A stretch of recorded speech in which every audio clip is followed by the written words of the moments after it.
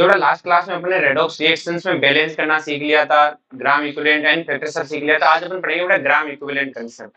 जो अपन ने कंसेप्ट पढ़ा था मोल में, बाबूलाल नाम से इसे रख रखा था अपन ने। उसमें अपन क्या करते थे कि जो गए मोल होते थे उनमें हम स्टोइकियोमेट्री का डिवाइड करते थे, मतलब स्ट्रम को अपन ने ऐसे नाम रख रखा था बाबूलाल, और फिर उसके बेस पे रिएक्टेंट्स एंड प्रोडक्ट्स के मोल वोल निकालते थे। क्लियर है?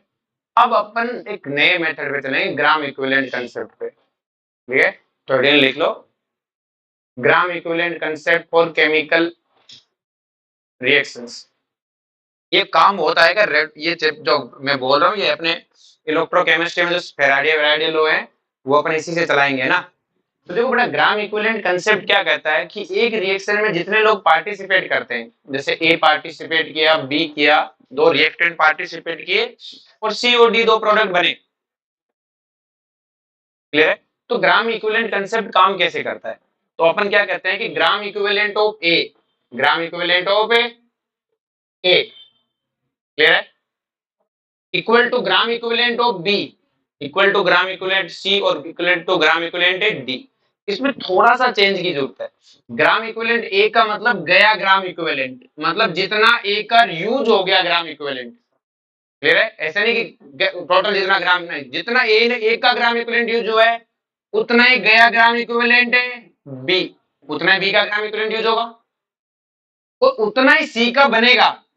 इसका बना ग्राम इक्विवेलेंट और इसका, आई बात समझ में? मैं नहीं कहता ये शुरुआत में 10 था तो मुझे नहीं मतलब अब कितना है, लेकिन इसका रिएक्शन में अगर इसका 5 गया तो इसका भी 5 ही जाएगा। क्लियर है? और इनके 5-5 बनेंगे। और चमका क्या हो सकता है? ए और बी की रिएक्शन कराते समय ए 10 हो, बी 5 हो, C plus D gram equivalent. तो सबके कितने ग्राम इक्विवेलेंट जा सकते हैं? 10 तो जा ही नहीं सकते। तो कितना जाएगा? बी का कितना जाएगा? 5। तो ए का भी 5 ही जाएगा, होगा 10।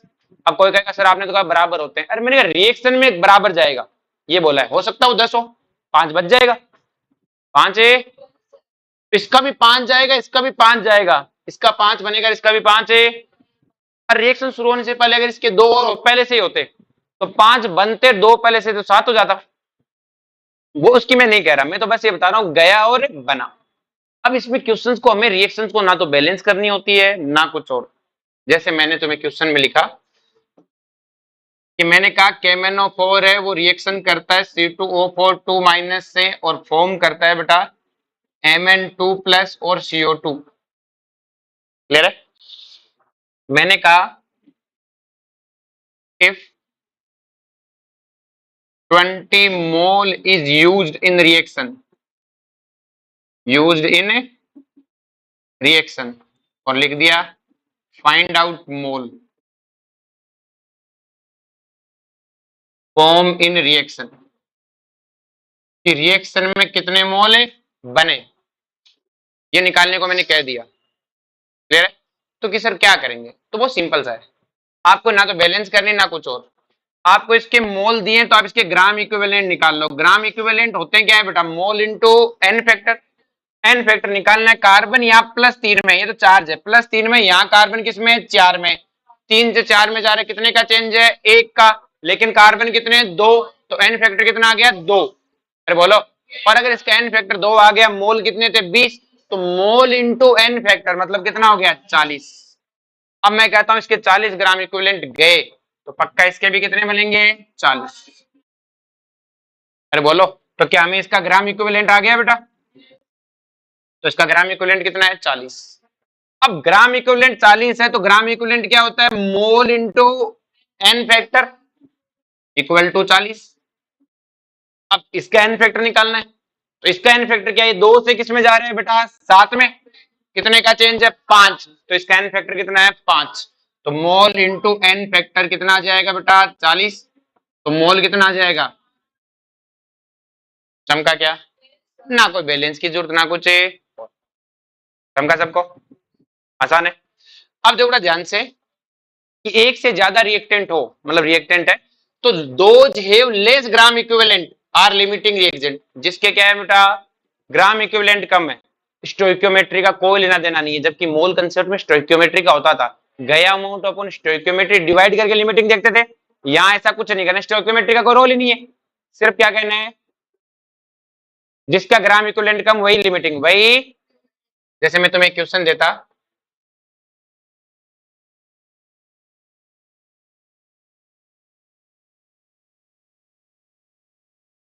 HCl है बेटा, वो कैल्शियम हाइड्रोक्साइड से रिएक्शन करता है, इसके ग्राम इक्विवेलेंट 10 है और इसके 5 है। तो बताओ रिएक्शन में बाद में कौन एसिडिक होगा, मीडियम है, बेसिक होगा? अगर मैं इनके ग्राम इक्विवेलेंट देता तो लास्ट में रिएक्शन मतलब बेसिक होगा कि एसिडिक होगा? मैंने कहा था कोई मतलब नहीं है ग्राम इक्विवेलेंट कंसेप्ट में OH है कि नहीं, वो मोल है, वो क्या है, नंबर का खेल है ही नहीं ग्राम इक्विवेलेंट में। सिर्फ इसके 5 माने जाएंगे, इसके कितने माने जाएंगे, 10। मोल थोड़ी दिए मैंने, मोल दिए होते तो एन फैक्टर से ग्राम इक्विवेलेंट बनाती। ग्राम इक्विवेलेंट इसके 5, इसके 10। अब इसमें ये नहीं देखना कि ये 2 OH माइनस देता है, ये H प्लस देता है, ये मोल का रोना है, किसका रोना है? अगर मैं मोल देता इसके 10, इसके 5 मोल, तो आप कहते हैं इसके 5 मोल तो OH माइनस के 10 मोल। ग्राम इक्विवेलेंट में इस लाइन का कोई लेना देना ही नहीं है, बहुत साफ सुथरा सा काम है कि इसके ग्राम इक्विवेलेंट कितने, 10, इसके कितने, 5। तो इसका मतलब क्या है बेटा, लास्ट में कौन बचेगा, 5 ग्राम इक्विवेलेंट HCl बच जाएगा, बस खत्म कर। फिर बोलो, समझा गया सबको? चलो, अब जैसे हमें क्वेश्चन दे दिया इस तरह से कि how many ml of 0.1 molar calcium hydroxide should be added to complete neutralization of 100 ml of 0.2 molar H2SO4। Clear है? तो वो सिंपल है, देखो बेटा ध्यान से,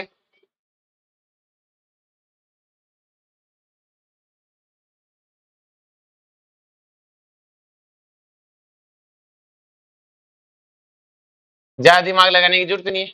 हमें क्या कहा है, एक कंटेनर है उसमें कैल्शियम हाइड्रोक्साइड है, क्या है बेटा, इसका कितना दिया है, 0.1 मोलर है, और इसकी वॉल्यूम पूछिए, क्या पूछिए, वॉल्यूम।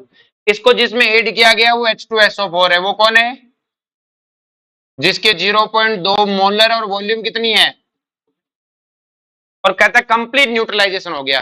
तो बेटा एसिड बेस में न्यूट्रलाइजेशन तभी हो सकता है जब दोनों ग्राम इक्विवेलेंट क्या हो, सेम। स्टर में लिख लेना, for neutralization of acid base reaction, for neutralization of acid base reaction, for neutralization of acid base reaction, gram equivalent of acid and base must be equal.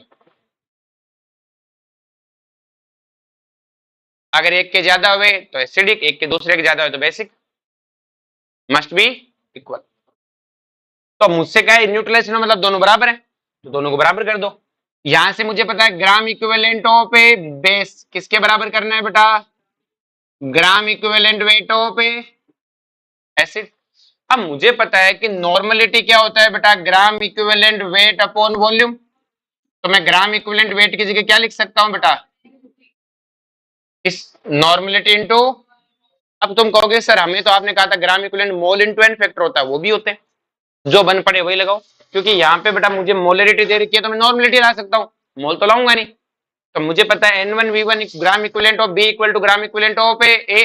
तो मैं क्या लिख सकता हूँ, molarity normality of base into volume of base equal to normality of acid into volume of acid. अब normality of base कैसे निकालूं, कि सर नॉर्मलिटी क्या होती है, मोलरिटी इनटू एन फैक्टर।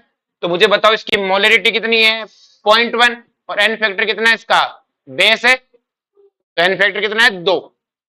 अरे बोलो कि सर आप एन फैक्टर क्यों ले रहे हो, क्योंकि नॉर्मलिटी में कन्वर्ट करना नहीं तो मोलरिटी है। तो 0.1 इंटू 2 मल्टीप्लाई करते कितना आ गया, 0.2। वॉल्यूम पूछिए, इसकी आपको मोलरिटी कितनी है, 0.2, मोलरिटी कितनी है, 0.2, एन फैक्टर कितना है, 2, तो नॉर्मलिटी कितनी आ जाएगी, 0.4, वॉल्यूम कितनी दी है, 100 ml, तो वॉल्यूम ऑफ बी कितना आ जाएगा, 200 ml। मतलब बेस 200 ml लेना था, नहीं खत्म, ना बैलेंस करना ना रिएक्शन देखनी। अरे बोला, समझा क्या? अब देखो बेटा ध्यान से कि अगर हमारे पास, हमने अभी कहा कि सर ग्राम इक्विवेलेंट सबके बराबर होने चाहिए, पर मान लो कि अगर कोई ऐसी रिएक्शन है जिसमें ए और बी मिलके आपस में सी से रिएक्शन करते हैं और फिर डी बनाते हैं, तो ए और बी के ग्राम इक्विवेलेंट बराबर, उसकी कोई गारंटी क्योंकि ये तो दोनों मिलके जा रहे हैं ना बेटा रिएक्शन करने, ये दोनों तो एक हो गए, दोनों तो क्या हो गए, तो मैं क्या कहूंगा इन दोनों के ग्राम इक्विवेलेंट का सम बराबर है किसके, सी का ग्राम इक्विवेलेंट इक्वल टू, इनका एक रिएक्शन में सबके बराबर होते हैं, इंडिविजुअल सबके ग्राम इक्विवेलेंट बराबर होंगे, ये तो इंडिविजुअल है ही नहीं, ये तो दोनों मिलके रहते हैं, क्या रहते हैं, अरे बोलो सम का क्या, मतलब आपस में रिएक्ट नहीं करते बेटा, ए और बी आपस में रिएक्ट नहीं करते, लेकिन मिलके किसी और से तो रिएक्शन कर सकते हैं। हाँ क्वेश्चन में आएगा, मैं बताऊंगा, देखो अभी तो सामने खुद समझ जाओगे। अरे बोलो भाई, ये दोनों अलग पार्टी के थोड़ी है, एक ही तो पार्टी है भाई, दोनों के भाई सिंपल से ए और बी हमेशा क्या रहते हैं, साथ, अलग नहीं रहते। वे कोई मूवी थी ना जिसमें वो धमाल धमूल, जिसमें वो एक जना होता है अरशद वारसी के साथ रहता है, एक बुजना पतला सा रहता है, उसका जो भाई होता है पागल सा, हाँ टॉपी वाला लगाता है, वो हर सिचुएशन में आगे कैसे आ जाता हूँ, हाँ हाँ वही वाला, तो वो दोनों अलग पार्टी नहीं होते ना, एक ही पार्टी होते हैं, आ रही समझ में, तो ये दोनों क्या है, एक ही पार्टी है, दोनों क्या है, एक पार्टी, अलग नहीं मानेंगे इन्हें, हमेशा साथ रहते हैं, हमेशा क्या रहते हैं, साथ। तो देखो सिंपल सी कहानी क्या है, क्वेश्चन कैसे लिखाएगा कि हमें कहेगा कंटेनर है जिसमें 2 मोल H2C2O4 है, 2 मोल NaHC2O4 है, मैंने इसमें कैल्शियम हाइड्रोक्साइड डाला, तो मुझसे इसके मोल बताने, क्या बताने, मोल, समझ गया, ये बेस है, ये दोनों एसिड है, मतलब दोनों एक पार्टी हुए कि नहीं हुए, ये दोनों मिलके उससे लड़ रहे, तो इसका मतलब इन दोनों के मिलके ग्राम इक्विवेलेंट इसके बराबर होना चाहिए, तो दोनों मिलके लड़ रहे, आपस में तो रहेंगे नहीं। अरे बोलो समझ में आ गया, तो अब क्वेश्चन को सोल्व करना है, तो हमें पता है ग्राम इक्विवेलेंट ऑफ कैल्शियम हाइड्रोक्साइड किसके बराबर होना चाहिए, इन दोनों के ग्राम इक्विवेलेंट के। अब मुझे पता है कि इसका ग्राम इक्विवेलेंट कैसे निकालूं, अब की बार मोल दिया है, तो मोल इंटू एन फैक्टर, ये H2C2O4 न्यूट्रलाइजेशन में कितने H प्लस दे सकता है, 2, तो एन फैक्टर कितना हुआ, 2, तो ग्राम इक्विवेलेंट कितना आ गया बेटा, 2 इंटू 2 4। अरे बोलो ये कितने H प्लस दे सकता है, तो 2 इंटू 1, अरे बोलो, तो टोटल ग्राम इक्विवेलेंट कितने आ गए, 6। अरे बोलो अब ग्राम इक्विवेलेंट अगर 6 आ गए, तो मुझे पता है, मैं तो मोल पूछे, तो कैल्शियम हाइड्रोक्साइड के मोल निकालने, तो मोल इंटू एन फैक्टर, और कैल्शियम हाइड्रोक्साइड कितना होता है, 2, तो मोल इंटू 2 कितना आया बेटा, 6, तो मोल कितना आ गया, 3। अरे बोलो सम का क्या, चलो जी नेक्स्ट लिखो, हेडिंग है अपने पास टाइट्रेशन, इस बार अपने स्पेशल जोड़ा है, तो अपन टाइट्रेशन को पढ़ते हैं। तो क्वेश्चन उठता है कि टाइट्रेशन पढ़ना ही क्यों है, हमारी बात में कि टाइट्रेशन इसलिए पढ़ते हैं ताकि हम किसी सॉल्यूशन की कंसंट्रेशन निकाल सके, क्या निकाल सके, कि सर क्या बावली बात कर रहे हो, कंसंट्रेशन निकालने के लिए आपने फॉर्मूला पढ़ाया हमें, mole of solute divide by volume of solution, तो मैंने कहा हाँ, कि फिर ये नोटेंगे क्यों टाइट्रेशन की, हम जब डालेंगे तो जैसे मैंने कहा KMnO4 का सॉल्यूशन बनाओ, तो क्या हम KMnO4 के वेट तोलेंगे, भाई हमने कहा KMnO4 का वेट तोला 158, KMnO4 का मोलर मास भी 158 होता है, कि 1 मोल हो गया, उसको 1 लीटर पानी में घोला तो कंसंट्रेशन तो 1 मोल पर लीटर है। अब आपको किस बात की दिक्कत है, क्यों टाइट्रेशन कर रहे हो, भैया तोल के पहले से वजन डालो ना, भाई मेरे को कहा कि मुझे इस सॉल्यूशन की इसके को बनानी है, तो क्या इसका वजन ले लो, वजन लेके इसका तोलोगे तो आप ही तोलो, तोल के मोल निकाल लो, और मोल निकाल के जिस सॉल्यूशन में घोल रहे हो उससे डिवाइड कर दो, आगे कंसंट्रेशन। फिर ये नोटेंगी क्यों, इस नोटेंगी पीछे 2 कहानी है बेटा, आपने घोल तो दिया, एक तो जैसे मैंने सॉल्यूशन आज बना के रखा, हो सकता है उसमें से कुछ पार्ट इवेपोरेट हो गया हो, इवेपोरेट हो गया, तो मैंने तो मेरी मर्जी से 1 लीटर था, लेकिन हो सकता है वो कितना बचा पता नहीं चला, 5-10 ml कम हो गया हो। दूसरा हो सकता है कि जो मैंने KMnO4 इसमें डिजोल्व किया वो अंदर जाके डिकम्पोज हो गया हो, अब वो उस पूरा नहीं, 100 पार्टिकल में से 10 पार्टिकल KMnO4 नहीं रह के कुछ और बन गए होंगे, अब वो KMnO4 की तो कंसंट्रेशन में कमी आगे की नहीं होगी, अमाउंट ऑफ सोल्यूट, अब मुझे नहीं पता कितने डिकम्पोज हो गए पानी में जाके, तो क्या कुछ कंसंट्रेशन वेरी कर जाएगी नहीं कर जाएगी। तीसरा, जिस KMnO4 को मैं जिसमें से जिस ले रहा हूँ KMnO4 को, हो सकता है उसमें इम्प्योरिटी हो, मिलावटी KMnO4 हो, मैंने तो मेरी मर्जी से उसको तोल के 100 डाला, लेकिन 100 ग्राम में कुछ इम्प्योरिटी हो, जैसे तुम दुकान से मिठाई लेके आए, तुम्हारे मन में थे कि हमने 1 किलो मिठाई ली, उसमें 1 किलो मावा होगा, अगले ने पाव मावा मिलाया, 3/4 क्या मिलाया, मिलावटी मावा, अब तुमने घर जाके मावा खाया और तुमने कहा बॉडी बनेगी 1 किलो की, क्या तुम्हारी बॉडी 1 किलो की बनेगी, क्योंकि रियलिटी में तुमने मावा 1/4 ही खाया है ना, पाव भर मावा ही खाया, तो बॉडी भी 1/4 की बनेगी। अरे बोलो, क्योंकि मिलावटी था, क्या था बेटा, तो अब तुम्हें तो नहीं पता, तुमने चाव चाव में खा लिया, तुम्हें स्वाद आ रहा था, तुम्हारी बॉडी को अंदर जाके पता लगेगा ना कि क्या कचरा भेजा है बे, क्लियर है। तो सेम कहानी, हमें नहीं पता ना KMnO4 में कचरा है कि नहीं, हमने तो डाल दिया तोल के, हो सकता है उस KMnO4 में कुछ खराबी हो, अपने जो क्वेश्चन आएगा वो ऐसा ही आएगा, इम्प्योरिटी पता करने का। तो इसका मतलब क्या है कि इसमें हम उन लोगों की कंसेंट्रेशन निकालते हैं टाइट्रेशन में जिनकी थ्योरेटिकली अगर अपन जो सोच रहे हैं उससे अलग आंसर आए, मतलब एक्सपेरिमेंटल आंसर का कुछ अलग होगा। क्या कारण हो सकता है? कुछ पानी इवेपोरेट हो जाए, या कुछ केमिकल जो सोल्यूट को हम डोल पानी में घोल रहे हैं उसका कुछ अमाउंट डिकम्पोज हो जाए, या उसमें कुछ इम्प्योरिटी है, उसमें क्या हो कुछ है।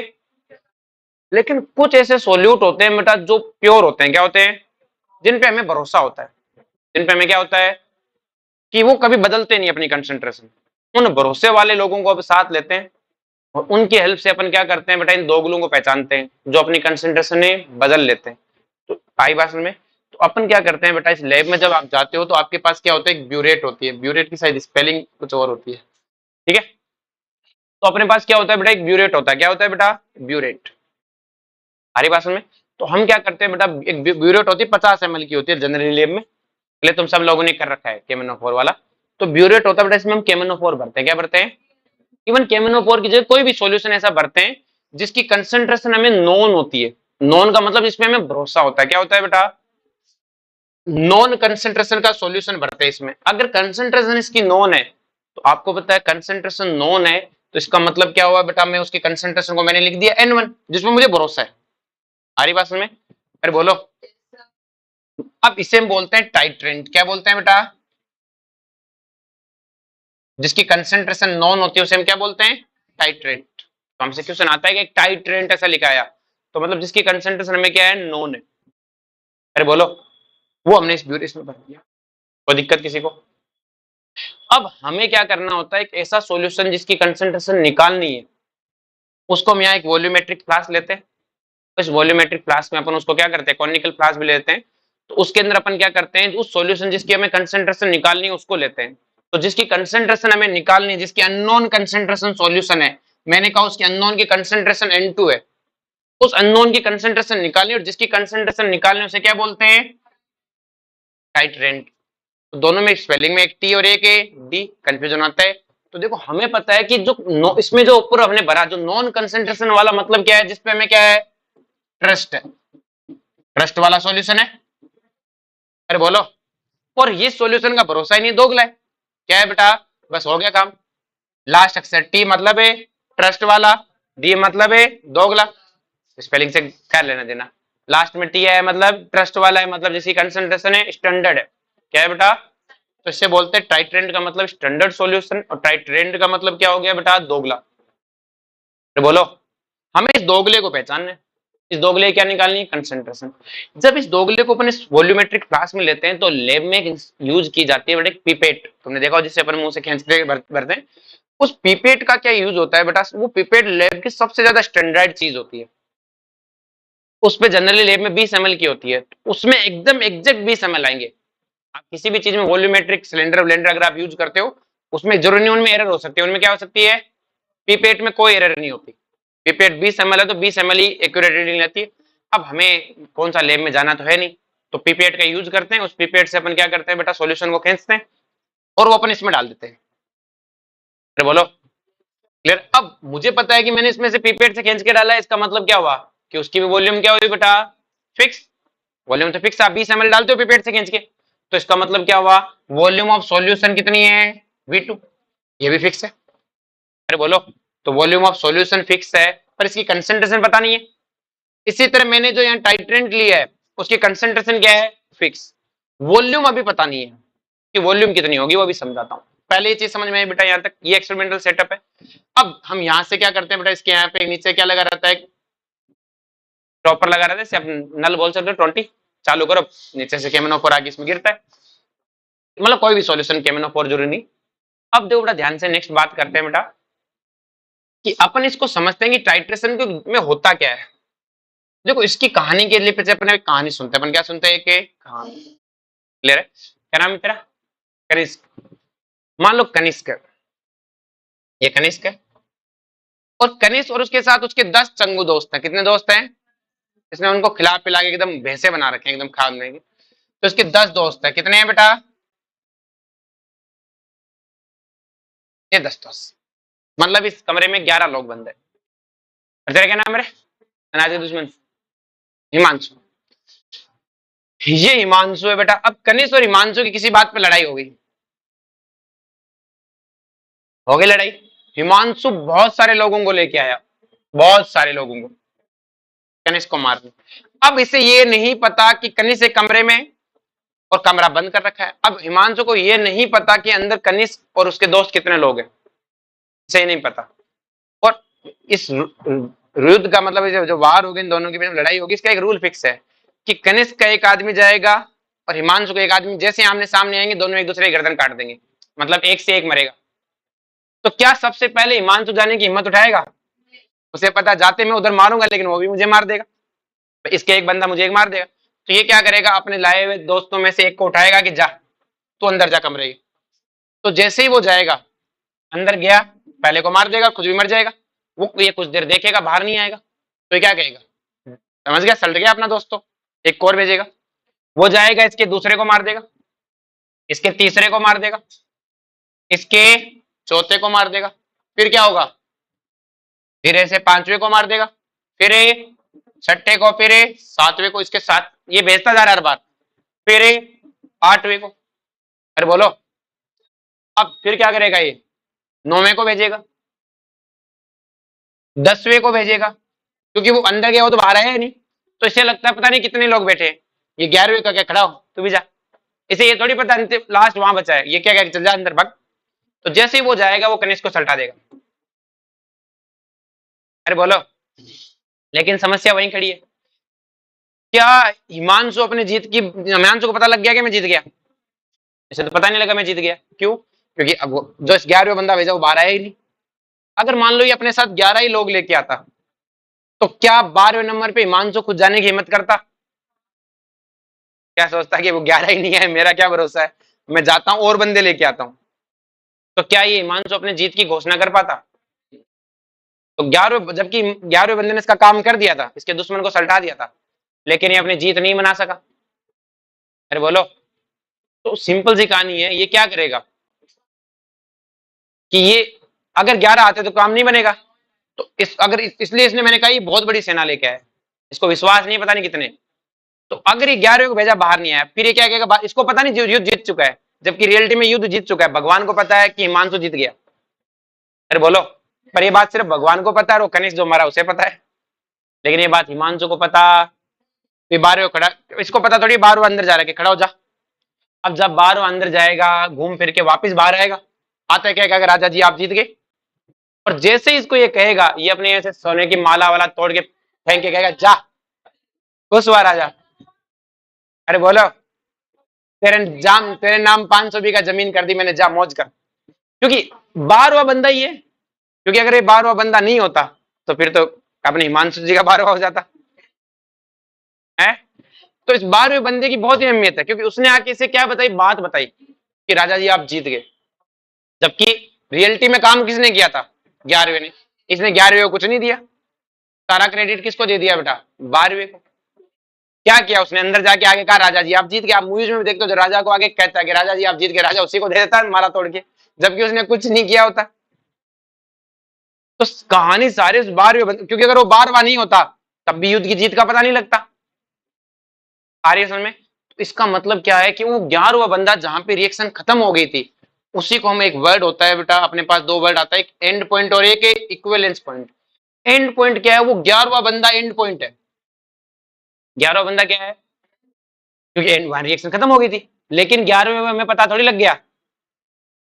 हमें क्या चाहिए, एक 12वां बंदा और चाहिए जो अंदर जाके देखे, और वो 12वां बंदा क्या कहलाता है, इक्विवेलेंस पॉइंट।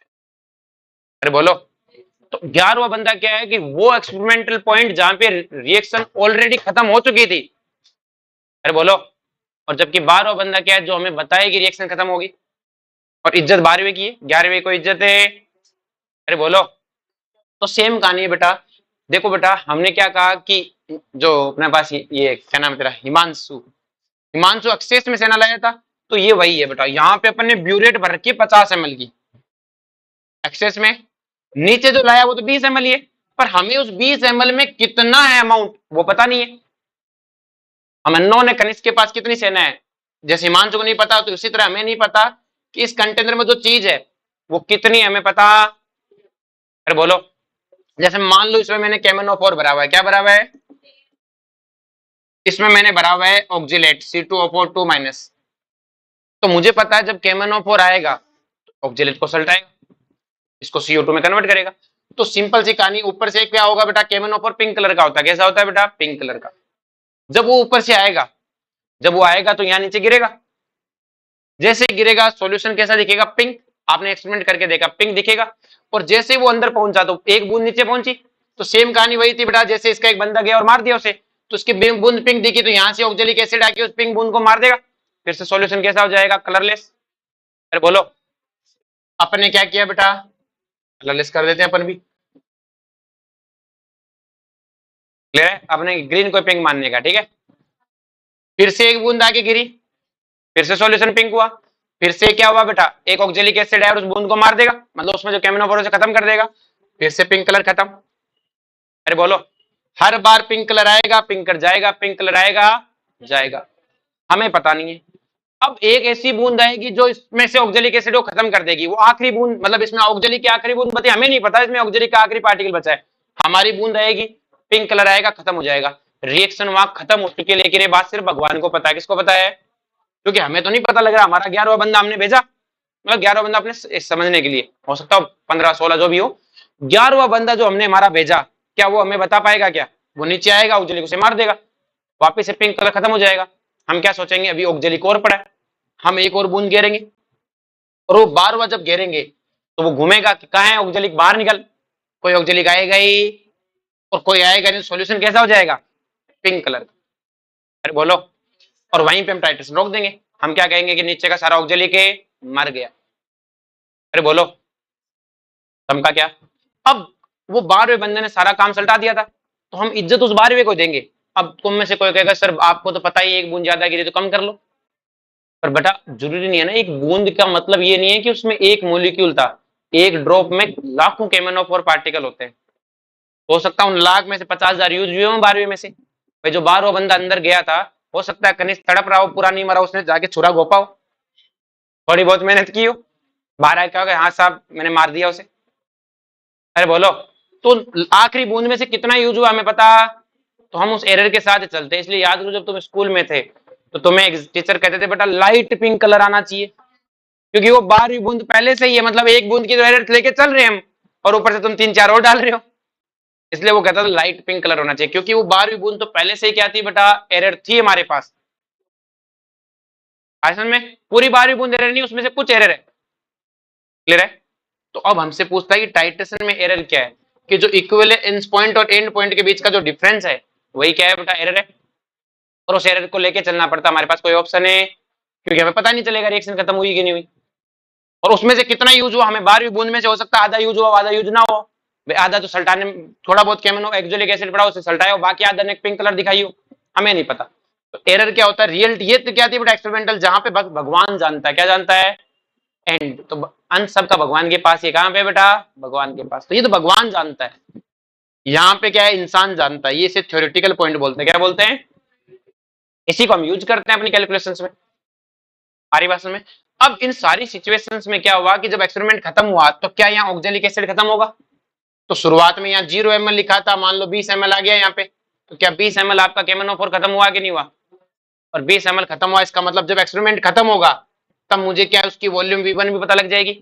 इसकी वॉल्यूम मुझे पहले से पता थी, सॉरी कंसेंट्रेशन, जब एक्सपेरिमेंट खत्म होगा तो इसका यूज हुआ अमाउंट पता लग जाएगा। इसकी वॉल्यूम पता थी, कंसेंट्रेशन मुझे पता नहीं थी, इक्विवेलेंस पॉइंट और एंड पॉइंट समझ में आ गया सबको। अब मुझे पता है जब इक्विवेलेंस पॉइंट आएगा, क्लियर है, जब क्या आएगा बेटा, इक्विवेलेंस पॉइंट आएगा, तो gram equivalent of titrant equal to gram equivalent of a titrant. अरे बोलो, दोनों ग्राम इक्विवेलेंट बराबर है तभी तो रिएक्शन खत्म हुई होगी। और मैं ग्राम इक्विवेलेंट क्या लिख सकता हूं, N1V1 इक्वल टू, समझा क्या, पक्का। अब एक चीज आती है कि सर ये इंडिकेटर क्या है, इंडिकेटर वो चीज होती है जो हमें रिएक्शन को खत्म हुई कि नहीं हुई इसको बताता है। कि सर आपने तो यहाँ कोई इंडिकेटर बोला ही नहीं, KMnO4 एक सेल्फ इंडिकेटर है। कि सर सेल्फ इंडिकेटर मतलब क्यों पिंक कलर का होता है, अगर मान लो KMnO4 की बूंद यहाँ एक्स्ट्रा हुई तो सोल्यूशन पिंक हो जाएगा, हमें पता लग जाएगा KMnO4 ज्यादा हो गया है। भाई सिंपल से कहने KMnO4 यहाँ पे तभी टिक सकता है जब ऑक्जेलिक एसिड ना रहे, और ना रहे तो इसका मतलब जैसे KMnO4 की बूंद गिरते सॉल्यूशन पिंक होता है। और अगर मान लो कि ऑक्जेलिक एसिड नहीं है तो सॉल्यूशन क्या हो गया, पिंक। तो हमें किसी और इंडिकेटर की क्या जरूरत है, KMnO4 ने बता दिया कि मैं ही बचाऊं यहाँ पे। अरे बोलो, अगर जैसे कलर्ड सॉल्यूशन होते हैं उनके लिए हमें कोई जरूरत नहीं होती। क्या होता है, जैसे मान लो ये कलरलेस है और ये कलर्ड है, सॉल्यूशन में से आगे गिरता है। अगर KMnO4 जब यहाँ ज्यादा हो जाएगा, मतलब ऑक्जेलिक खत्म हो जाएगा, सिर्फ KMnO4 बचेगा, तो सॉल्यूशन पिंक कलर दिखने लग जाएगा। हम कहेंगे सिर्फ KMnO4 बच रहा है, इसका मतलब लड़ाई खत्म हो गई। लड़ाई क्या हो गई, मान लो ये भी और ये दोनों सॉल्यूशन रिएक्शन करके कलरलेस सॉल्यूशन बनाते हो, तो हमें क्या पता चलेगा रिएक्शन खत्म हुई कि नहीं हुई। अरे बोलो, इसके लिए हम एक इंडिकेटर यूज करते हैं जो हमें इंडिकेट करता है रिएक्शन खत्म हुई कि नहीं हुई। जैसे मान लो ये आपके पास एसिड है, क्या है बेटा, एसिड। और यहाँ आपने बेस लिया, क्या लिया है, आपने एक ऐसा इंडिकेटर लिया है जो एसिड कलर में ऑरेंज कलर दिखाता है। क्या दिखाता है, जब एसिडिक मीडियम होगा, बेसिक में नहीं दिखाता। तो अभी सॉल्यूशन कैसा दिखेगा, कलरलेस। मैं ऊपर से एसिड डाल रहा हूं। अरे बोलो, एसिड की 11 बूंद आई, मतलब समझने के लिए वो 11वां बंदा अपना, 11 बूंद में 11वें पे बेस खत्म हो गया, एंड पॉइंट आ गया। लेकिन जैसे इक्विवेलेंस पॉइंट वाली बूंद आएगी तो बेस तो खत्म है, मीडियम कैसा हो जाएगा, एसिडिक। एसिडिक होते सॉल्यूशन कैसा दिखेगा, ऑरेंज। हम कहेंगे रुक जाओ, रिएक्शन खत्म होगी। इंडिकेटर क्या करता है बेटा, रिएक्शन को हमें बताता है कि रिएक्शन कंप्लीट हुई कि नहीं। इस इंडिकेटर की आपको क्या लगता है क्या खासियत होनी चाहिए, पंचायती ना करना चाहिए, मतलब खुद की कोई रिएक्शन है ना करे। आगे बात में, खुद की कोई रिएक्शन नहीं करना चाहिए, बस ये ध्यान रखना। अरे बोलो, खुद की कोई रिएक्शन ना हो तो एक दो बूंद ही काम कर जाए, क्योंकि हम ज्यादा डालेंगे तो कंसंट्रेशन बदल देगा। अरे बोलो, तो एक दो ड्रॉप में का काम होना चाहिए, और रिएक्शन में पंचायती ना करे। बस काम क्या है, रिएक्शन खत्म होगी इसके बारे में बताना। अरे बोलो, आप देखो ध्यान से कि हमें एग्जाम में क्वेश्चन कैसे आएंगे, क्लियर है। हमें कहा कि KMnO4 की ऑक्जेलिक एसिड के साथ टाइट्रेशन कराई, तो आप क्या लिखोगे बेटा कि KMnO4 है, उसकी रिएक्शन ऑक्जेलिक एसिड से कराई। तो आपको पता होना चाहिए KMnO4 किस में जाएगा, Mn2 प्लस में, ऑक्जेलिक किस में जाएगा, CO2। अरे चमका क्या, अब हमें पता है N1V1 इक्वल टू N2V2, तो आप क्या लिखोगे, N1V1 equal to KMnO4 equal to N2V2 किसका बेटा, ऑक्जेलिक एसिड। अरे बोलो, अब वो हमें नॉर्मलिटी नहीं देके मोलरिटी देगा, क्या देगा। तो मुझे पता है इसका एन फैक्टर कितना होता है बेटा, 7 से 2 में जा रहा है, कितने का चेंज है, 5 का। तो मैं क्या लिख सकता हूँ, 5m1v1, इसकी n1 की जगह क्या लिख दिया, 5m1 मोलरिटी इंटू इसका एन फैक्टर। इसके लिए क्या लिखूंगा बेटा,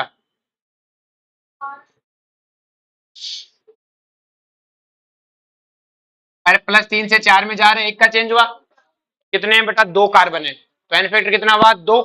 तो क्या लिख दूंगा, अरे बोलो, अब हमसे पूछ सकता है KMnO4 ऑक्जेलिक एसिड की टाइट्रेशन कराई तो करेक्ट रिलेशन क्या है, ये भी करेक्ट है और ये भी।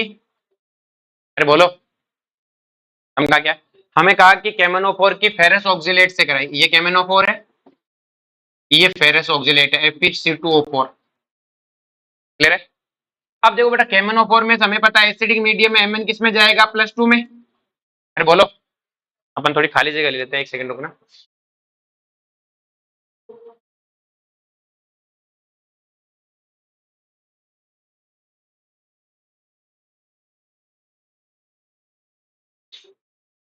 तो क्या KMnO4 की रिएक्शन किससे कराई बेटा, फेरस ऑक्जिलेट से, FeC2O4 से। एसिडिक मीडियम है तो Mn तो अपने आप का रिडक्शन ही कर सकता है, एसिडिक मीडियम में Mn2 प्लस में जाएगा, न्यूट्रल होता तो लग जाता, बेसिक होता तो लग जाता। तो Mn किस में जाएगा, +2 में। अब आयरन +2 में, तो आयरन का क्या होगा, ऑक्सीडेशन किस में जाएगा बेटा, और कार्बन C2O4 वाला किस में जाएगा, CO2 में। तो वापिस से वही होगा N1V1 इक्वल टू N2V2, तो N1V1 इक्वल टू N2V2। अब इसका तो एन फैक्टर कितना आना है, 5। तो क्या लिखोगे, 5m1v1 इक्वल टू, अब इसमें देखो Fe और C2 दोनों ऑक्सीडेशन में जा रहे हैं, तो दोनों ऑक्सीडेशन में जाए तो जोड़ सकते हैं, एक ऑक्सीडेशन एक रिडक्शन में जाए तो अलग चीज है। तब तो हमें, मैंने आपको सिखाया था अलग से निकालने के लिए, दो गुणों के लिए कैसे निकालते हैं। अब इसमें मुझे पता है ये +2 से किस में जा रहा है, +3 में, तो Fe का कॉन्ट्रीब्यूशन कितना आएगा, 1। कार्बन +3 से किस में जा रहा है, 4 में, एक का, लेकिन कार्बन कितने, 2, तो टोटल कितना आ जाएगा, 3। तो क्या लिख देंगे, 3m1a, अरे बोलो, फिर M2V2। समझा क्या? इसी तरह एक मोर साल्ट होता है बेटा कि KMnO4 की मोर साल्ट से कराई, तो मोर साल्ट होता है बेटा Fe2 सॉरी Fe होता है FeSO4 NH4 2SO4 dot 10H2, ये मोर साल्ट का फॉर्मूला होता है। क्लियर है? इसमें कोई नहीं है, सब ऐसे फफूंद है, बस मोलर मास में ध्यान रखना, मोलर मास में 10H2 काउंट होगा, ये सब मोलर मास में काउंट होंगे और कोई मतलब है सीधी रिएक्शन है बेटा, रिएक्शन में सिर्फ Fe यहाँ +2 में, तो Fe किस में जाएगा और Mn किस में जाएगा +2, बाकी सब फफूंद है, कुछ ऐसी साइड में फिरती फिरेंगी। अरे बोलो, तो मेरे को फिर से वही M1V1 लिखना है, तो KMnO4 का तो कितना आएगा 5M1V1। अरे बोलो, Fe+2 से किस में जा रहा है 3 में, कितने का चेंज हुआ 1, तो क्या लिख दूंगा 1M2V2। अरे बोलो, ये अपने लिखा है सिलेबस में स्पेशली मोर साल्ट से। अब जैसे मैंने KMnO4 से कराई है, वैसे किससे करा सकता हूँ K2Cr2O7 से। अरे बोलो, मैं क्या कर दूं, यहाँ K2Cr2O7 कर देता, और K2Cr2O7 करता तो क्या करते बेटा, यहाँ पे क्या आ जाता क्रोमियम 3+। अरे बोलो, अब क्या कहते हैं बेटा 7 से 6 से किस में जा रहा है 3 में, कितने का चेंज हुआ 3 का, लेकिन 2 क्रोमियम के लिए 6, तो यहाँ पे कितना आ जाता 6M1V1 = 3M2V2। अरे बोलो, कोई दिक्कत है? समझा क्या? तो ये सारे लिख सकते हो बेटा आराम से। चलो जी, अब क्वेश्चन कैसे आएगा ध्यान से समझो। कहता है 100 gram sample of H2SO4 is titrated with 300 ml of 0.1 molar calcium hydroxide which is suitable indicator, which using suitable, which using suitable indicator, find out percentage impurity of H2SO4। H2SO4 की क्या निकालने को कह रहा है बेटा, H2SO4 की percentage impurity निकालो। तो देखो सिंपल है, जैसी परसेंटेज इंप्योरिटी मोल में हमने पढ़ा था कि जो H2SO4 का दिया अमाउंट है वो इम्प्योर है, वो क्या है, अभी तो परसेंटेज इंप्योरिटी पूछ रहा है। अब कह क्या रहा है कि 0.1 मोलर और 300 ml कैल्शियम हाइड्रोक्साइड यूज किया था बेटा, और किसके साथ टाइट्रेट किया है बेटा H2SO4 के साथ में, इसका मतलब जितना ग्राम इक्विवेलेंट इसके उतने उसके होने चाहिए। अरे बोलो, और आपको पता है हमें इसकी क्या निकालने, ग्राम इक्विवेलेंट। ग्राम इक्विवेलेंट क्या होता है बेटा, नॉर्मलिटी इनटू वॉल्यूम, तो वॉल्यूम तो कितनी है 300 ml, ml का मतलब क्या होता है 10⁻³ अरे बोलो, नॉर्मलिटी कैसे निकाले कि कंसेंट्रेशन कितनी है 0.1 और एन फैक्टर कितना है 2, तो कितना आ गया 0.82, मल्टीप्लाई करेंगे तो कितना आ जाएगा 60 मिलीग्राम इक्विवेलेंट, 60 मिली, -3 को मैंने मिली लिख दिया, एक ही बात है। अगर इसकी भी वॉल्यूम गिवन होती ना फिर मेरे को टेंशन नहीं थी, क्योंकि फिर वॉल्यूम से वॉल्यूम कट जाती भाई। जैसे मैंने यहाँ पे जैसे अपन पढ़ते हैं ना N1V1 = N2V2, अगर दोनों की वॉल्यूम ml में है तो कोई दिक्कत है, 1 ml 1 लीटर नहीं होना चाहिए, तो हमें इसके ग्राम इक्विवेलेंट है वो मिली में आ गए। अब मुझे पता इसके जितने ग्राम इक्विवेलेंट है उतने ही, तो बताओ इसके ग्राम इक्विवेलेंट कितने आएंगे 60 मिली, अरे बोलो, और मुझे इसके बेटा ग्राम इक्विवेलेंट पता लग गए, तो आपको पता है मोल आ जाएंगे, मोल क्या होगा gram equivalent upon n factor, इसका कितना है बेटा 2, तो कितना आ गया 30 मिली, और मिली का मतलब 10⁻³ और आपको पता है इसका वेट अपॉन मोलर मास कितना होता है 90, जैसे मल्टीप्लाई करोगे तो वेट आ जाएगा 2.94 ग्राम, 2.94 है। मतलब ये क्या कहना चाहता है कि जो सॉल्यूशन है जिसमें आपने 100 ग्राम सैंपल लिया ना H2SO4 का, उसमें से H2SO4 2.94 ही ग्राम है, कितना है बेटा, हमें पता लग गया जिसके साथ कैल्शियम का हाइड्रोक्साइड डाला, जो H2SO4 का अपने पास सॉल्यूशन था उसमें मैंने कैल्शियम हाइड्रोक्साइड डाला, जो कैल्शियम हाइड्रोक्साइड निकाला, इसमें तो H2SO4 2.94 ही ग्राम है, बाकी इंप्योरिटी है। तो हमें तो परसेंटेज क्या पूछी है बेटा, इंप्योरिटी पूछी है, लेकिन प्योरिटी निकाल लो, तो परसेंटेज प्योरिटी किसके बराबर होगी बेटा 2.94 डिवाइडेड बाई टोटल अमाउंट कितना आता 100, 100 में से आपके 2.94 नंबर आए तो परसेंटेज क्या हुआ आपके नंबर डिवाइडेड बाई टोटल, तो कितना है बेटा परसेंटेज प्योरिटी, इतनी परसेंटेज प्योरिटी आई, तो इंप्योरिटी कितनी होगी 100 में से माइनस कर दो। अरे बोलो, परसेंटेज इंप्योरिटी कितनी हो जाएगी बेटा 100 माइनस 2.94 कितना हो जाएगा बेटा? कितना सॉल्यूशन क्या हो जाएगा बेटा? इम्प्योर क्या हो जाएगा? चमका क्या? जैसे एक क्वेश्चन और करते हैं अपन। ये क्वेश्चन है, क्वेश्चन थोड़ा बड़ा, ध्यान समझेंगे। इतना बड़ा नहीं आता लेकिन फिर भी ठीक है, एक क्वेश्चन कर लेते हैं कि 40 gram sample of H2SO4 is titrated with 300 ml of 0.1 molar calcium hydroxide. 0.1 क्या था बेटा? Calcium hydroxide. The resulting solution is again titrated with 100 ml of 0.05 molar H2SO4 for complete neutralization. फिर कहता है कैलकुलेट परसेंटेज प्योरिटी। इसका मतलब H2SO4 का गिया अमाउंट क्या है? इम्प्योर क्या है? पहला काम हुआ। फिर देखो बड़ा ध्यान से,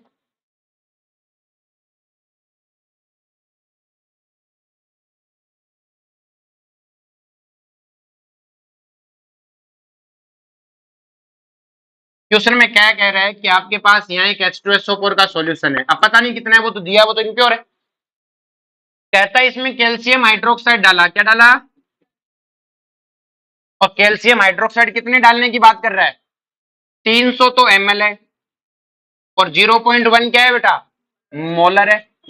तो हम क्या निकाल लें बेटा? इसके ग्राम इक्विवेलेंट निकाल लें। और ग्राम इक्विवेलेंट क्या होता है? Normality into volume. वॉल्यूम तो हमें पता है 300 और वो भी ml है, इसका मतलब 10 की पावर माइनस 3 लीटर है। अब मुझे बताओ इसकी कंसेंट्रेशन 0.1 है, एन फैक्टर कितना है? 2। तो नॉर्मलिटी कितनी आ गई? 0.2। तो ग्राम इक्विवेलेंट कितना आ गया? 60 इंटू 10 की पावर माइनस 3 या फिर 10 मिली लिख दो सीधे, मिलीग्राम इक्विवेलेंट। तो मुझे कह रहा है इसमें मैंने 60 मिलीग्राम इक्विवेलेंट क्या डाला बेटा? अरे बोलो, कैल्शियम हाइड्रोक्साइड डाला। लेकिन ये कह रहा है रिजल्टिंग सॉल्यूशन, मतलब ये डालने के बाद जो सॉल्यूशन बना उसमें फिर से टाइट्रेशन कराई। फिर से क्या कराई? और वो टाइट्रेशन किससे करवाई बेटा? H2SO4 से। किससे कराई? मतलब इसमें फिर से H2SO4 डाला तूने। अरे बोलो, तो आपको क्या कहना चाह रहे हैं बेटा? कह रहे हैं सॉरी, फिर से आपके पास एक कंटेनर है जिसमें 0.05 मोलर H2SO4 है, जिसकी वॉल्यूम कितनी है बेटा? 100 ml। कितनी है? तो क्या यहां से मैं ग्राम इक्विवेलेंट वेट ऑफ निकाल सकता हूं H2SO4 के? तो H2SO4 का एन फैक्टर कितना है? 2। तो 2 से मल्टीप्लाई करते नॉर्मलिटी कितनी आ जाएगी? 0.1। कितनी आ जाएगी? और 0.1 को 100 ml से मल्टीप्लाई करते हैं 10। 10 क्या बेटा? मिली, क्योंकि आपने ml में लिया है ना। तो 10 मिलीग्राम इक्विवेलेंट आ गया। तो इसका मतलब ये H2SO4 कितना है? अब ये कहता है ये डालने के बाद कंप्लीट न्यूट्रलाइजेशन आई है। तो अब देखो कहानी क्या हो गई, सामने देखा चली। तो क्या हो गया कि ये दोनों मिलके इसको ठोक रहे। आगे ना कहानी समझ में? तो इसका अब मुझे इसका चाहिए। ये मैंने 60 डाला, ये मैंने 10 डाला, इसका मतलब ये कितना है? 50। तो मेरे पास ग्राम इक्विवेलेंट ऑफ H2SO4 कितने आ गए बेटा? 50 मिली।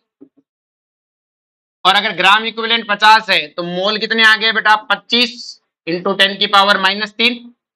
फिर बोलो, और मोल आ गया तो वेट कितना आ जाएगा? मोलर मास से मल्टीप्लाई कर दो, 98 इंटू 25 इंटू 10 की पावर माइनस 3। सोल्व आउट करो, कितना आ रहा है?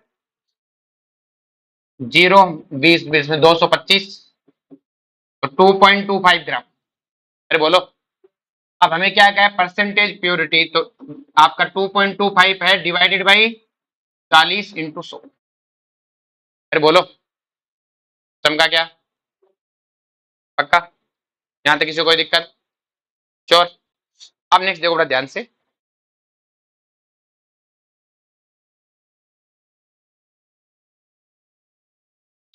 अब जो एक होता है आयोडोमेट्रिक और आयोडोमेट्रिक, ये टाइट्रेशन अपने नीट के सिलेबस में नहीं है तो अपन नहीं पढ़ेंगे, ठीक है। अब आपको कुछ चीजें जो आपको पता होनी चाहिए बेटा ना, इसे लिख लो।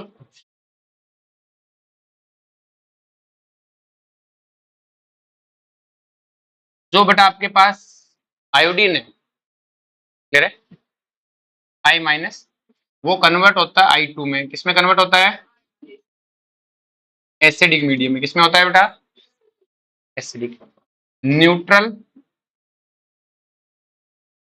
और बेसिक मीडियम में यही I माइनस है बेटा, ये कन्वर्ट होता है IO3 माइनस में। किसमें कन्वर्ट होता है? IO3 मतलब आयोडीन की ऑक्सीडेशन स्टेट में +5 में। क्लियर है? इसी तरह से जो क्लोरीन है वो भी बेसिक मीडियम में कन्वर्ट होता है Cl- और ClO3- में। ठीक है, इसकी रिएक्शन होती है इस तरह से। ये लिख लो बेटा, ये काम की चीजें लिख ली। अब जो बेटा एक और क्वेश्चन हमसे क्या पूछता है, ध्यान समझो। कई बार ऐसे पूछता है कि केमेनोफोर है, उसकी ऑक्जेलिक एसिड से रिएक्शन कराई। वही कहता है K2Cr2O7 की बेटा केमेनोफोर सॉरी ऑक्जेलिक एसिड से रिएक्शन कराई। तो क्वेश्चन पूछता है कि किस में केमेनो, भाई इसमें कहता है कि इसे क्वेश्चन देगा। अगर मुझे पता है बेटा ये रिएक्शन होगी तो किसमें कन्वर्ट होगा, CO2, और ये किसमें कन्वर्ट होगा, Mn2+ में। यहाँ रिएक्शन हुई तो CO2 और Cr3+ में। क्रोमियम का फैक्टर कितना आएगा, 6। तो मैं 6 से मल्टीप्लाई कर दूं, यहाँ कितने से कर दूं, 2 से। पूरी बैलेंस करने की जरूरत नहीं है। इसी तरह इसका 5 आएगा, इसका कितना आएगा, 2। तो कई बार क्वेश्चन क्या पूछता है कि किस में केमेनोफोर और K2Cr पर मोल पे किस में ज्यादा यूज हुआ। तो क्या K2Cr2O7 के 1 मोल पे कितना रिड्यूस करेगा, कि पर मोल K2Cr2O7 कितना रिड्यूस करता है, सॉरी कितना ऑक्सीडाइज करता है। 1 मोल K2Cr2O7 कितने, जब 2 6 से रिएक्शन कर रहा है तो 1 मोल कितने से करेगा। तो मतलब 1 मोल K2Cr2O7 कितने ऑक्जेलिक एसिड को सल्टा देता है, 3 को। जबकि यहाँ पे अगर मैं बात करूं तो 1 मोल केमेनोफोर कितने को सल्टाएगा। तो हमसे क्वेश्चन पूछता है कि किसका 1 मोल ज्यादा इफेक्टिव है, K2Cr2O7 का। फिर कई बार पूछता है कि पर मोल H2C2O4 क्या होगा। तो इसके 6 मोल इसके 3 को सल्टाते, तो 2 को, तो एक कितने को सल्टाएगा, 1/3 को। कितने को सल्टाएगा, इसके 5 इसके 2 को सल्टाते हैं तो एक कितने को सल्टाएगा, 2/5 को। इसे पूछता है कि पर मोल ऑक्जेलिक एसिड, 1 मोल ऑक्जेलिक यूज किया दोनों में। तो बताओ केमेनोफोर और K2Cr2O7 कितना लगा। आप इसके 6 पे 2 है तो एक पे कितना लगा, 1/3। 5 पे 2 है तो एक पे कितना लगा, 2/5। कहता है इसका, इसकी वैल्यू x है, इसकी y, दोनों का रेशियो बताओ। आगे समझ में, अरे बोलो पक्का। अब एक पॉइंट बना के लिखो, उससे अपन लिखना पड़ेगा अपने को। चलो जी, अब देखो हमसे कुछ यहाँ पे क्वेश्चन पूछता है ना, तो एक चीज ध्यान रखना बेटा। जैसे अपने पास ये K2Cr2O7, मैं कहता है इसके 2 मोल है, कितने मोल हैं। तो अपने मोल में सीखा था पोटेशियम के कितने मोल होंगे, 4 मोल। क्रोमियम के कितने मोल होंगे, 4। ऑक्सीजन के कितने मोल होंगे, 14 मोल। ये मोल का कंसेप्ट है। लेकिन यही हमें लिखा होता 2 ग्राम इक्विवेलेंट वेट K2Cr2O7। अब हमसे पूछता पोटेशियम, क्रोमियम, ऑक्सीजन की ग्राम इक्विवेलेंट ही पूछता, क्या पूछता, ग्राम इक्विवेलेंट। तो ग्राम इक्विवेलेंट कंसेप्ट को नंबर से कोई मतलब ही नहीं होता। पोटेशियम भी 2 बोला जाता, क्रोमियम भी 2, ऑक्सीजन भी। अरे बोलो चमका क्या, हाँ मोल पूछता। क्या पूछता, तो हमें पता है पोटेशियम हम +1 में, किसमें बेटा, +1 में, तो 4 से निकालते। पर वो तो मोल पूछता तो मैं सीधा यहाँ इसके ग्राम इक्विवेलेंट को मोल में बदल देता। किसमें बदल देता, इसको साल्ट की तरह ट्रीट करता। किसकी तरह ट्रीट करता, तो रिएक्शन थोड़ी कर रहा है, मैं साल्ट की तरह कब ट्रीट करता जब रिएक्शन नहीं कर रहा होता। तो सॉल्ट की तरह ट्रीट करता तो इसका एन फैक्टर कितना होता, 2। चार्जो पे 10 या चार्जो पे 9, तो इसके मोल कितने आ जाते, 4 मोल K2Cr2O7। अब मैं सबके निकाल देता। अरे बोलो, तो ग्राम इक्विवेलेंट में सबके ग्राम इक्विवेलेंट एक फॉर्मूले में सबके सेम होते हैं, चाहे कोई हो। अरे बोलो, पर मोल में ऐसा नहीं होता है। और अगर कोई इसी के ग्राम इक्विवेलेंट देके मोल पूछे तो पहले इसको मोल में बदल दो फिर निकाल दो। क्या नहीं, अब तो मोल है ना, मोल कंसेप्ट यूज कर। अरे बोलो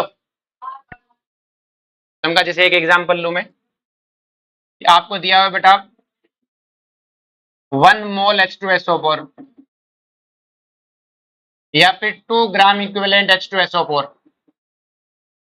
दोनों सेम बात है कि अलग बात है, सेम ही बात है। मोल इंटू एन फैक्टर 2 ही तो आ रहे हैं। अरे बोलो,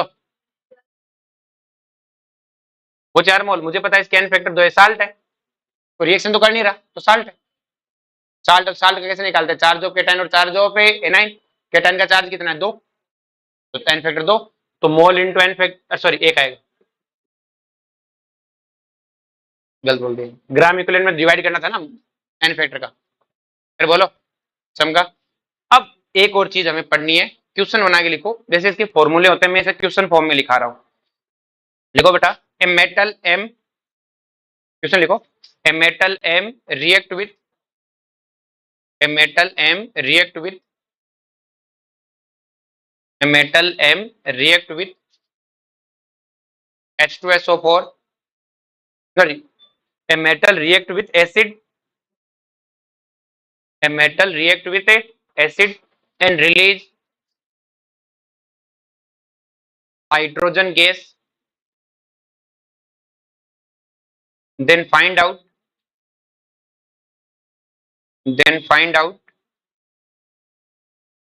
equivalent weight of metal, equivalent weight of a metal in the form of,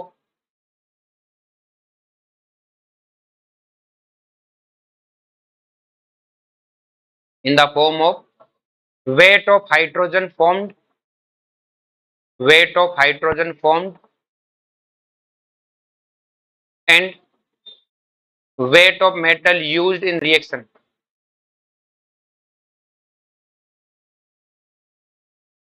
ठीक है, देखो बेटा कोई मेटल है बेटा, अगर वो किसी एसिड से रिएक्शन करती है तो पता नहीं क्या बनता है, लेकिन हाइड्रोजन गैस जरूर रिलीज करता है। कौन सी गैस रिलीज करता है? Hydrogen gas. अब क्वेश्चन क्या लिखे, ऐसे लिख के नहीं देगा, कहेगा कि हमारा 50 ग्राम मेटल है, उसको किसी एसिड से रिएक्शन कराने पे 30 ग्राम हाइड्रोजन बनी, तो मेटल का इक्विवेलेंट वेट क्या होगा? मेटल का क्या होगा? Equivalent weight. मेटल का नाम नहीं बताएगा, मत बताए, हमें पता है इसके मोल क्या होंगे बेटा, weight of hydrogen upon hydrogen का मोलर मास। हाइड्रोजन का वेट तो देगा वो, तो क्या इसका मोल आ जाएगा? रिएक्शन भी बैलेंस की कोई जरूरत नहीं, ग्राम इक्विवेलेंट कंसेप्ट है। अरे बोलो, मोल आ गया तो मुझे इसका ग्राम इक्विवेलेंट चाहिए। अरे बोलो, और अगर मुझे इसके ग्राम इक्विवेलेंट चाहिए तो हाइड्रोजन यहाँ पे किसमें है? जीरो में। और जिस भी एसिड में हाइड्रोजन रहा होगा, कोई एसिड हो, उसमें हाइड्रोजन पक्का H प्लस की फॉर्म में रहा होगा, अभी तो वो एसिड है। अरे बोलो, तो इसका मतलब ये 0 से +1 में जा रहा है, कितने का चेंज हुआ? 1 का। और हाइड्रोजन यहाँ कितने? 2, तो एन फैक्टर कितना है? 2। तो हम क्या लिखेंगे? Weight of hydrogen divide by 2 into 2। तो क्या हमारे पास ग्राम इक्विवेलेंट आ गया? अरे बोलो समझा क्या? तो हमें क्या मिल गया? हाइड्रोजन का ग्राम इक्विवेलेंट। किसका ग्राम इक्विवेलेंट मिल गया? और हाइड्रोजन ग्राम इक्विवेलेंट किसके बराबर आ गया? वेट ऑफ हाइड्रोजन ही आया, आया होगा। मैं क्या मतलब, अब जो इस हाइड्रोजन का ग्राम इक्विवेलेंट है, तो मैं यहां लिख सकता हूं gram equivalent weight of metal equal to gram equivalent weight of A. बोलो कोई दिक्कत है इसमें? लिख सकता हूं। अब मुझे पता है ग्राम इक्विवेलेंट वेट क्या होता है, given mass, given A mass of metal divided by equivalent weight, ये भी तो इसका फॉर्मूला ही है, given mass upon equivalent wait, given mass weight mass upon molar mass, तो मोल होता है। फिर बोलो चमका क्या? और ये किसके बराबर है बेटा? इक्विवेलेंट वेट ऑफ हाइड्रोजन, जो कि कितना आया था? WH2। अरे बोलो चमका क्या? अब नेक्स्ट देखो ध्यान से, क्या यहां से मैं गिवन मास निकाल सकता हूं बेटा? गिवन मास कितना आएगा बेटा? मेटल, सॉरी गिवन मास नहीं, मुझे गिवन मास तो निकालना ही नहीं है, इक्विवेलेंट वेट निकालना है मेटल का। किसका निकालना है? तो क्या वो आपको नहीं लगता given mass metal weight of A hydrogen, आ गया कि नहीं आ गया? तो वो हमें क्या करेगा? इसका वैल्यू देगा, इसकी वैल्यू देगा, हम निकाल लेंगे। और ऐसे हर बार कर सकते हैं बेटा। अरे बोलो, अब वो हमसे क्वेश्चन क्या होता है कि हाइड्रोजन का अगर हम 1 यूनिट यूज करें, मतलब हाइड्रोजन का वेट कितना हो? 1 ग्राम, तो मेटल का इक्विवेलेंट वेट उसके गिवन मास के बराबर होगा। जब हाइड्रोजन कितना होगा? 1 ग्राम। हाइड्रोजन 2 ग्राम होगा तो इक्विवेलेंट वेट गिवन मास का आधा होगा। हाइड्रोजन 3 ग्राम होगा तो given mass, equivalent weight given mass का 1/3 होगा। इस तरह के क्वेश्चन पूछता है।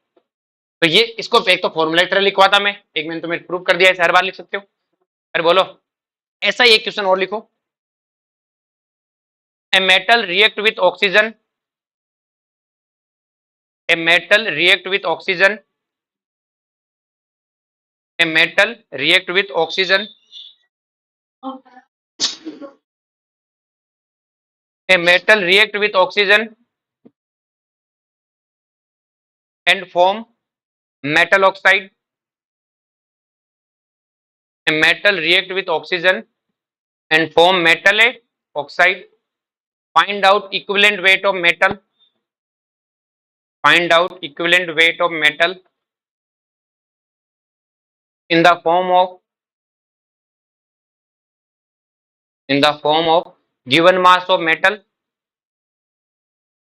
given mass of a metal and used mass of oxygen.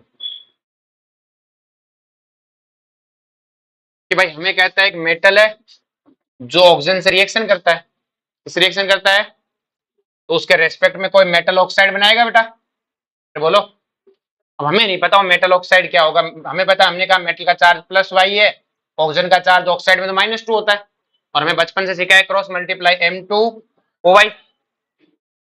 अरे बोलो, चमका क्या, भाई हमने क्या कर दिया, क्रॉस मल्टीप्लाई क्या कर दिया। अब हमें नहीं पता ये वाई चार्ज कितना, कुछ पता नहीं है, हमें इसका वेट दिया है ऑक्सीजन का, तो ऑक्सीजन के मोल क्या आएंगे बेटा, वेट ऑफ ऑक्सीजन अपॉन इसका मोलर मास 32। हमें इसका ग्राम इक्विवेलेंट चाहिए, क्या चाहिए, मुझे पता है ये 0 से मेरे ऑक्साइड में गया तो पक्का -2 में गया, तो 0 से -2 में गया, कितने का चेंज हुआ, 2 का, तो एक ऑक्सीजन के लिए 2 का, तो 2 ऑक्सीजन के लिए 4 का, तो सिंपल सी कहानी, एन फैक्टर कितना आ गया, 4, 4 से मल्टीप्लाई कर देंगे, क्या आ जाएगा, weight of A oxygen, sir gram equivalent oxygen आ जाएगा। और आपको पता है कि जो ग्राम इक्विवेलेंट ऑक्सीजन का होगा वही ग्राम इक्विवेलेंट किसका होगा, मेटल का, तो मैं क्या लिख सकता हूं यहां से, gram equivalent weight of metal equal to gram equivalent weight of A oxygen, और इसको क्या लिख सकता हूं, गिवन मास ऑफ मेटल, या मैं वेट लिख देता हूं, इतना लंबा लंबा क्यों लिखूं, wait of a metal divided by equivalent weight of a metal, किसके बराबर होगा बेटा, वेट ऑफ ऑक्सीजन अपॉन ए 8, तो बेटा इक्विवेलेंट वेट ऑफ मेटल कितना आ जाएगा, weight of metal divided by weight of oxygen into, अरे बोलो, हमें एग्जामिनर क्या देगा बेटा, वेट ऑफ मेटल देगा, ऑक्सीजन का वेट देगा, इक्विवेलेंट वेट आ जाएगा। अब वो क्वेश्चन कैसे पूछता है कि हम ऑक्सीजन का अगर 1 यूनिट वेट यूज करें तो जो उसका इक्विवेलेंट वेट होता है वो मेटल के गिवन मास का 8 गुना होता है। अरे बोलो, ये 1 होता तो वेट ऑफ मेटल का 8 गुना होता कि नहीं होता, चमका क्या, समझ में आया, ऐसा एक क्वेश्चन और देता, लिखो, लिख लेना आराम से बैठे बैठे भी, क्वेश्चन लिखो, a metal react with chlorine gas and form metal chloride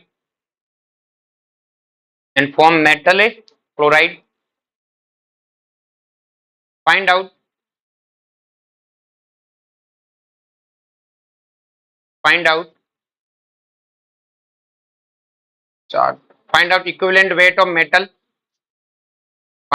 equivalent weight of metal, in terms of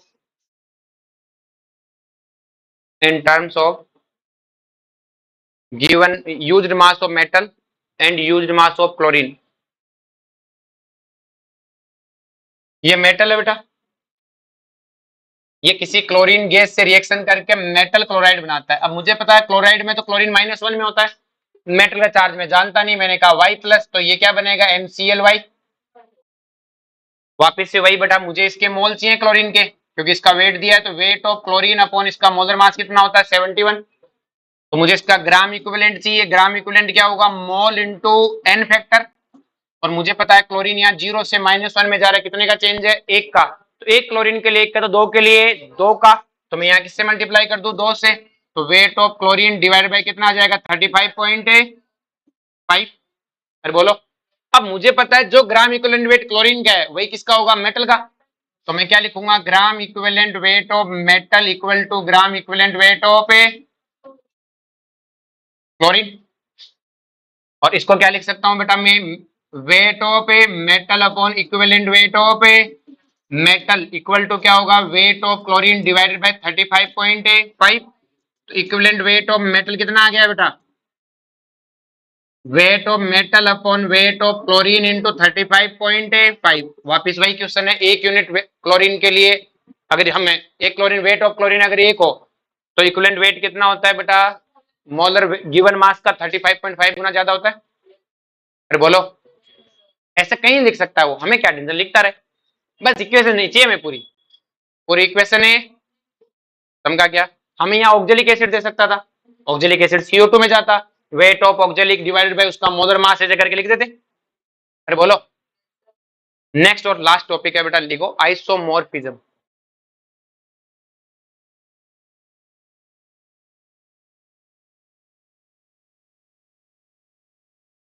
लिखो बेटा, same structure same shape, same structure same shape, same structure same shape, लिख लिया। And individual atom have, and individual atom have same oxidation number, same oxidation number. जैसे हमें बेटा किसी ने कहा H2SO4 है और KMnO4 है, सॉरी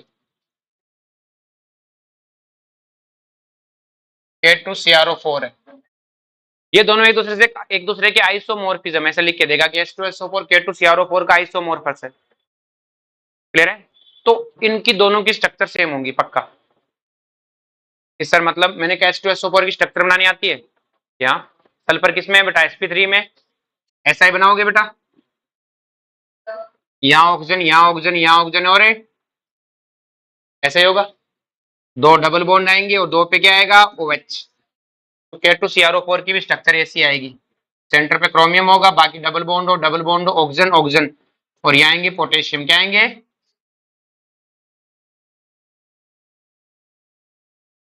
कि सर ये मतलब क्या, हमें इंडिविजुअल भिड़ाना है।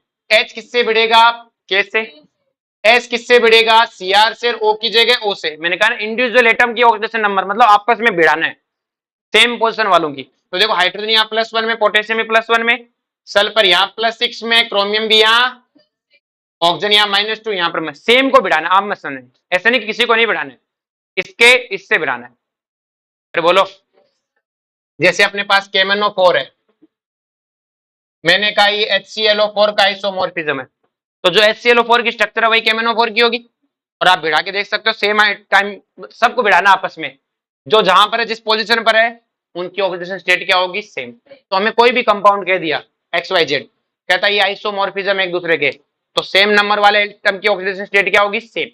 ऐसे नहीं किसी को, पोटेशियम को इससे भिड़ाओ सेम पोजीशन पे दिखाओ, जो रोल उसका है, जैसे यहाँ ये सेंट्रल, तो यहाँ के सेंट्रल से भिड़ाओ, यहाँ के केटाइन को वहां के केटाइन से भिड़ाओ। आगे बात समझ में? फिर बोलो, चमका है सबको। अब अपन पढ़ेंगे नेक्स्ट अगली क्लास में, ठीक है? रेडॉक्स खत्म हो गया, सल्टा लेना इसके क्वेश्चन सारे।